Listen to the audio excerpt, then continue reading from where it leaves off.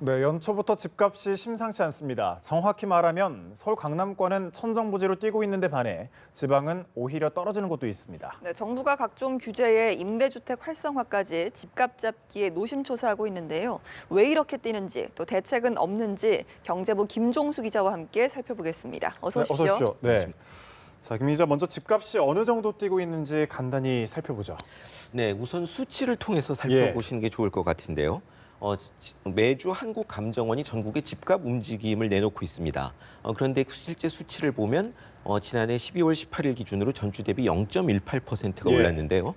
계속 수치가 상승하더니 지난 8일 기준으로는 0.29%가 올랐는데 4주 연속으로 상승폭이 오히려 더 커진 겁니다. 그 문제의 강남 지역만 보면요. 새해 첫 주에는 서울 강남구 지역 내에서 상승률이 한 1% 육박했고 반면에 지난주에는 송파구의 상승률이 1.1%에 달했습니다. 이 정도 수치를 말씀드리면 사실 잘 와닿지가 않죠. 그렇죠. 구체적으로 가격을 살펴보면요. 강남 지역에 예를 들어서 반포동이라든가 뭐 개포동이라든가 대치동 몇몇 군데에서는 전용 면적 84제곱미터, 그러니까 일반적으로 말씀할 적에 공급 면적 기준으로 한 32평, 33평 정도 되는 아파트가 20억을 부르는 곳이 나왔거든요. 1년 기준으로 치면 40% 정도 뛴 곳도 있습니다. 이러다 보니까 서울 강남 지역과 강북 지역의 격차가 더 벌어지고 있는데요. 강남 지역 11개 구의 지난 4년간 평균 상승폭이 2억 3천만 원 정도 돼서 평균 8억 원을 넘었습니다. 반면 같은 기간에 강북 지역 15개 구의 상승폭은 한 1억 원 정도. 그렇게 해서 격차가 점점 더 벌어지고 있는 양상이죠. 네, 이미 정부에서 파리 부동산 대책이라든지 또 신 DTI도 강화가 됐고요. 여러 차례 대책을 내놓고 있는데 여기에 대해서 딱히 효과를 못 보고 있다고 생각하는 겁니까?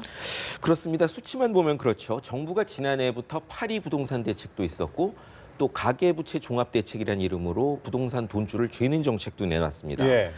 그렇습니다만 이런 것들이 계속 나왔음에도 불구하고 아직까지 효과가 없는 거죠. 물론 가장 중요한 정책들은 올해 차례로 시행이 됩니다. 먼저 다음 달에는 말씀하신 총부채 상환 비율을 강화하는 신 DTI가 시행되고요. 4월부터는 다주택자에 대해서 양도소득세 중과를 하기 시작합니다. 그리고 아직까지 구체적 방안이 확정된 것은 아닙니다만 지금 보유세를 강화하는 방안이 다음 달부터 논의가 시작되거든요. 하반기 정도 되면은 그 모습이 구체적으로 드러날 것 같습니다만 실제로 파리 대책 이후에 최근까지 강남 지역 4개구만 살펴보면 집값이 평균 한 4.4% 이상 뛰었습니다. 실제 그 정책들이 아직까지 어떤 효과를 내고 있지는 못하다고 보는 게 맞겠죠. 그렇군요. 지금 이제 정부 대책들을 말씀해 주셨는데 바로 이런 정부 대책들이 강남의 집값을 오히려 부채질하고 있다. 이런 비판이 또 최근에 나오고 있거든요. 그렇습니다. 그게 가장 중요한 문제인데요. 최근에 대두하고 있는 게 바로 똘똘한 한 채론이죠. 정부가 다음 4월부터 각종 양도소득세를 다주택자에 대해서 강화하고 보유세를 늘리는 방안을 추진하다 보니까 다주택자들 중에 집을 정리하겠다는 사람들이 정리를 하고 강남 한 채만 남기거나 아니면 다른 지역을 다 처분하고 강남 지역에 새로 집을 사는 수요가 발생하고 있는 거죠. 그런 것이 가장 큰 요인이라는 분석이 많고요. 최근에 특목고 우선 선발제가 폐지가 확정이 되면서 그렇다면은 어차피 그럴 바에 강남 지역 8학군 쪽으로 학교를 옮기는 게 좋겠다라는 생각하는 교육 수요까지 발생하고 있습니다.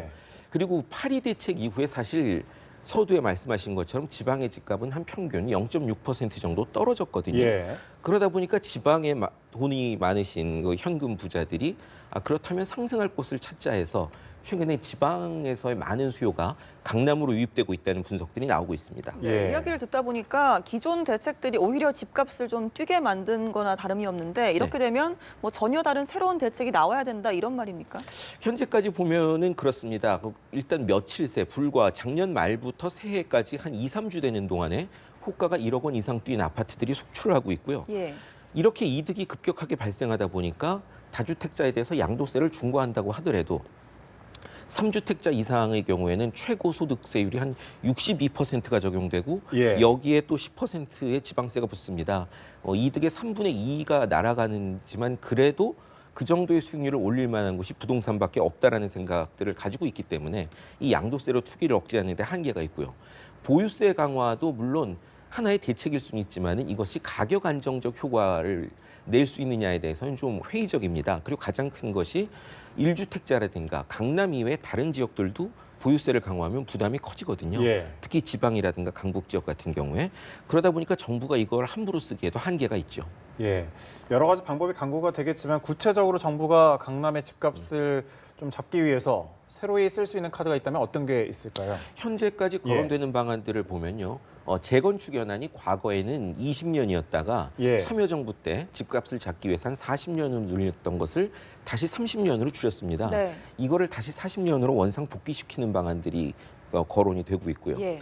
또 연한을 채웠더라도 안전진단을 통과해야 재건축을 할 수 있을 텐데 이 재건축 안전진단 요건을 강화해서 실제 재건축까지 이르지 못하게 하겠다. 이런 방안들도 거론이 되고 예. 있습니다. 또 민간이 분양하는 택지에 있는 아파트들 같은 경우에 분양가 상한제, 물론 이거는 제도는 있습니다만 적용 지역이 아직 결정된 게 아니거든요. 예. 이런 제도들을 통해서 집값을 좀 억제하자고 하는데 이렇게 되면은 새로 분양하는 아파트들이라든가 재건축 아파트 같은 경우에는 어느 정도 억제 효과는 있을 걸로 보입니다. 네, 하지만 어떤 정책을 쓰던 간에 이제 정부의 문제 인식에 있어서는 사실 효과를 보기 힘들다는 이야기가 나오고 있습니다. 네. 시장에서 거론이 되고 있는 정부 인식의 문제는 어떤 게 있을까요? 네, 대표적으로요. 최근에 한 정부의 고위 관리가 집값이 이렇게 새해 초부터 앙등하고 있는 데 대해서 그 주 원인을 재건축 투기 수요에서 찾았습니다. 예. 하지만 아까 말씀드린 것처럼 지금 새로 입주한 아파트들 그리고 몇 년 된 아파트들 같은 경우에도 강남 지역 여러 군데에서 호가가 급등하고 있거든요. 그렇다면 이거는 재건축 아파트만의 문제가 아니라 강남 지역 아파트 전반의 문제인데 예. 재건축 투기 수요가 주원인이다. 그러면 정책도 거기로만 갈 수밖에 없는 것이죠. 그다음에 또 하나가 임대주택 활성화 방안이었는데요. 물론 대규모로 임대주택을 공급해서 대다수 국민들한테 주거복지를 향상시키는 것은 꼭 필요하고 또 바람직한 정책입니다. 하지만 이게 과연 투자 자산의 성격이 있고 좀 더 좋은 생활 여건을 찾겠다고 강남으로 입주하려는 수요들을 흡수할 수 있겠느냐, 여기에 대해서는 굉장히 회의적이거든요. 네.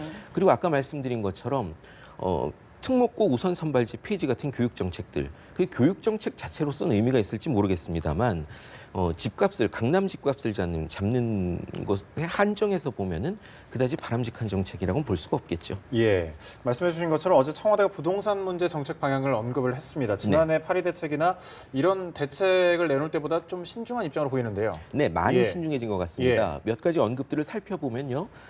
강남의 문제인지 강남에 국한된 문제인지 아니면 전국적 현상인지를 먼저 예. 살펴봐야 된다고도 그랬고 또 집값이 오른다고 그때그때마다 일기 쓰듯이 대책을 발표하지는 않겠다. 이렇게 얘기도 했습니다. 현상을 제대로 보고 좀 시간을 두고서 제대로 된 타겟팅된 정책을 써야 효과가 있지 무작정 전국적으로 적용되는 정책을 쓰게 되면 이미 말씀드린 것처럼 지방 집값은 하락하는데 강남 집값은 더 뛰는 이런 문제가 발생할 수 있거든요. 그리고 또 하나 고려해야 될 것이 지금 말씀드린 것처럼 신DTI라든가 양도세 중과라든가 보유세를 강화하는 문제들은 아직 시행이 되지 않았거나 전체적으로 그림이 완성된 상태가 아닙니다. 예. 이런 정책들이 실제 시행에 들어갔을 때 어떤 효과를 낼 것인지도 잠시 좀 검증을 할 필요가 있고요. 또 그 외에도 여러 가지 여건이 있습니다. 굳이 돈줄을 억제하지 않더라도 금리가 계속 상승하는 국면이기 때문에 점점 더 돈 빌리기가 어려워지는 측면이 또 있을 거고요. 네. 또 하나 고려해야 될 것이 사람들이 하나의 투기 열기에 편승하게 되면 이거를 규제로 잡기가 참 어렵습니다. 예. 지금 비트코인 같은 그렇죠. 경우가 네. 대표적인데요. 아무리 억제한다고 하더라도 전체적으로 그쪽이 수익률이 발생한다고 생각하면 투기 수요가 몰려가는 것을 규제만으로 억제하는 데는 한계가 있다는 건 분명하죠. 그렇군요. 네, 부동산 가격 잡기가 정말 어렵네요. 이래서 핀셋 규제 좀 중요성이 점점 나오고 있지 않나 이런 생각도 들었습니다. 그렇습니다. 지금까지 경제부 김종수 기자였습니다. 고맙습니다. 고맙습니다.